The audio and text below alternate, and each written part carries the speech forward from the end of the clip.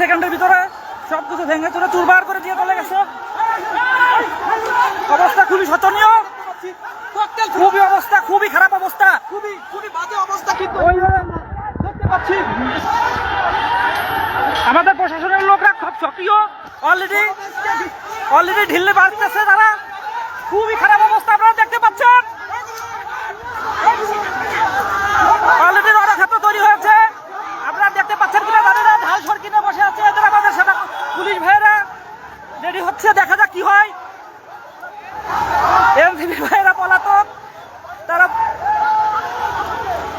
1 সেকেন্ডের ভিতরে চুরমার হয়ে গেল, দেখতে পাচ্ছেন আপনারা সবাই।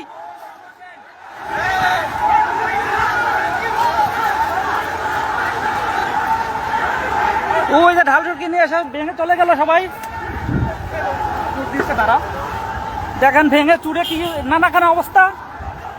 আমরা খুব ভিতরে সন্ত্রস্তর ভিতর ছিলাম, আপনাদের দেখানোর চেষ্টা করছি।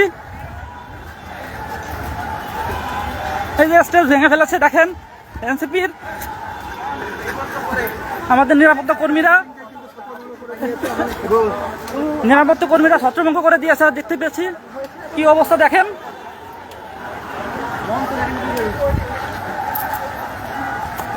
গোপালগঞ্জ রণক্ষেত্র চেয়ার টেবিলের কি অবস্থা দেখেন।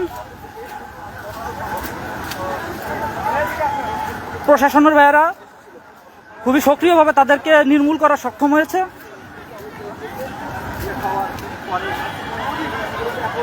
আমাদের রনি ভাই 71 টেলিভিশনের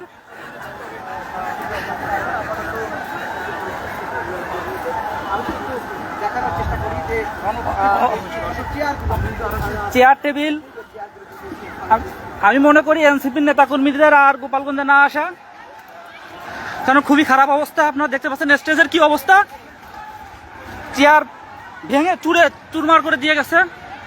খুবই খারাপ অবস্থা, খুবই খারাপ অবস্থা গোপালগঞ্জের। আমি অনেক রিস্ক নিয়ে আপনাদের দেখাচ্ছি, জানি না কি হয়।